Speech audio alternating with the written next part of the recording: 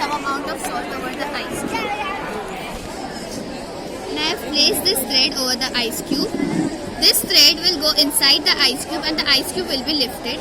It will take some time. This is because of the enormous behavior of the ice.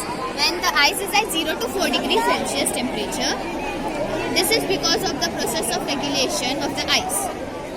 It will take 5 to 10 minutes to do.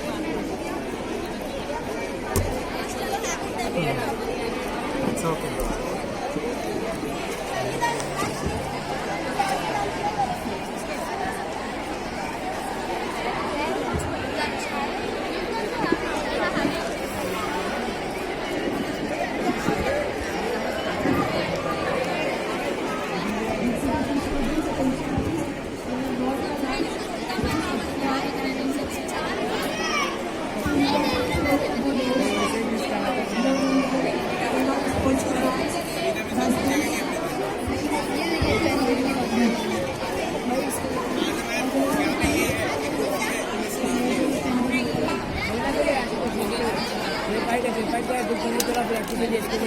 Done?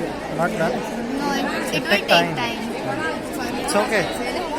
Thank you.